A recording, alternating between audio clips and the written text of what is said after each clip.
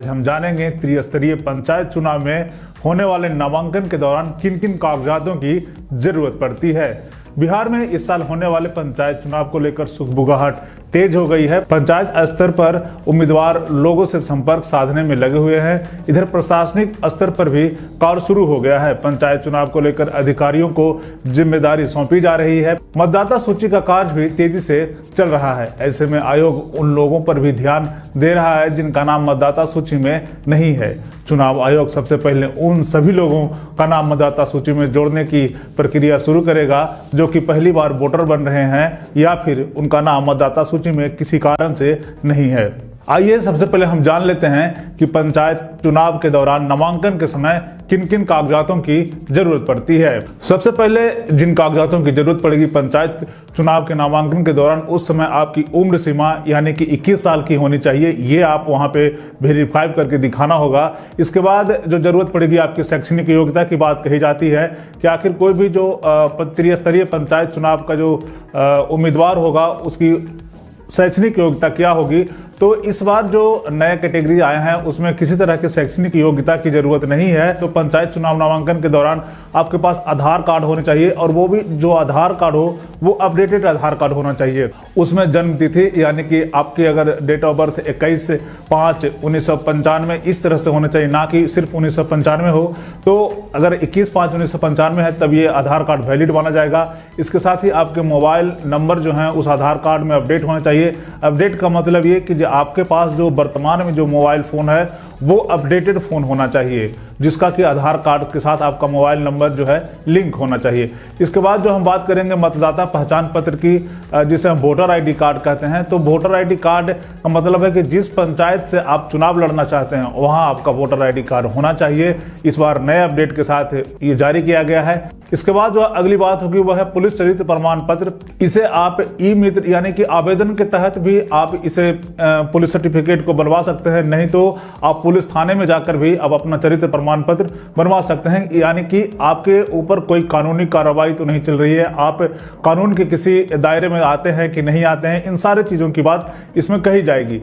इसके बाद जो है मूल निवास प्रमाण पत्र यानी कि आप कहाँ के निवासी हैं, इन सब चीज़ों की जानकारी आपको देनी होगी। वो भी आप ई मित्र के आधार पे ऑनलाइन आप इसको अप्लाई कर सकते हैं। उसके बाद आपका मूल निवास प्रमाण पत्र बन जाएगा। इसके बाद जो हम बात करेंगे जाति प्रमाण पत्र की। जाति प्रमाण पत्र की बात इसलिए की जाती है ताकि पंचायत चुनाव के दौरान 6 ऐसी कैटेगरियां हैं जहां पे पंचायत चुनाव लड़े जाते हैं, जिसमें मुखिया, वार्ड, सरपंच, पंचायत समिति, जिला परिषद, इन सबों को आरक्षित सीटों के तहत भी रखा गया है। तो ऐसे में आपको अपनी जाति प्रमाण पत्र दिखानी होगी। अगर आप जनरल कैटेगरी में भी आते हैं तो वहां भी आपको बताना होगा कि आप कौन सी जाति से आते हैं। इसके बाद हम बात करेंगे अगले की। तो अगला जो पॉइंट है उसमें है अचल संपत्ति, यानी कि आपके पास कितनी संपत्ति है, चल कितनी संपत्ति है और अचल कितनी संपत्ति है। इसके बारे में आपको पूरा ब्यौरा वहां पे रखना होगा। नामांकन के दौरान आपको इन सारी चीजों की जानकारी चुनाव आयोग को देनी होगी। इसके बाद जब हम बात करेंगे तो वो है पैन कार्ड की। तो जब आप अपने चल और अचल संपत्ति का ब्यौरा देंगे तो उसी दौरान आपसे पैन कार्ड के बारे में भी जानकारी ली जाएगी कि आपके पास पैन कार्ड है, किन किन आधार कार्ड और वो बैंक खातों से लिंक्ड है, इसके बारे में भी आपसे पूछा जाएगा। इसके बाद आपके पास जो आएगी वो है जमानत राशि के बारे में, यानी कि जब भी कोई चुनाव आप लड़ेंगे तो उस दौरान या फिर आप पंचायत चुनाव लड़े, विधानसभा का चुनाव लड़ें या लोकसभा का चुनाव लड़ें, आपके सामने एक जमानत राशि रखी जाती है। तो इस बार जो बताया गया है कि पंचायत चुनाव के दौरान अलग अलग पंचायतों के लिए अलग अलग राशि निर्धारित की गई है। तो ऐसे में आप वहां देखना होगा कि आपका जो पंचायत है वो किस स्तर का है और उसमें जमानत राशि कितनी है। सरपंच चुनाव को लेकर एक नया अपडेट आया है। उसमें बताया गया है कि जो भी सरपंच के उम्मीदवार होंगे उनके घर में शौचालय होना जरूरी है। अगर उनके घर में शौचालय नहीं है तो वो चुनाव नहीं लड़ सकते हैं। उनको शौचालय का प्रमाण पत्र और 50 रुपए का स्टाम्प जो है उसे भी लगाना होगा नामांकन के दौरान। तो ये जो है नया अपडेट आया है इस बार का कि सरपंच चुनाव, अगर आप चुनाव लड़ना चाहते हैं सरपंच का तो उसमें आपके घर में शौचालय होना चाहिए और इसके साथ ही आपको उसके लिए एक सर्टिफिकेट बनवाना होगा जो उसमें कि 50 रुपए का स्टाम्प लगा होगा। इसके बाद पासपोर्ट साइज की फोटो आपको अपने पास रखनी होगी जब आप नामांकन के लिए जाएंगे। इसके साथ ही आपको आय प्रमाण पत्र दिखाना होगा जो कि 4 पन्ने का जो आय प्रमाण पत्र होता है, आपकी कितनी आमदनी है, सालाना कितना आपके पास आता है, आय और व्यय दोनों का खर्च जो है इस पन्ने में दर्ज होता है। इसलिए आपको आय व्यय कि जो है पूरे आंकड़े वहां बताने होंगे नामांकन के दौरान।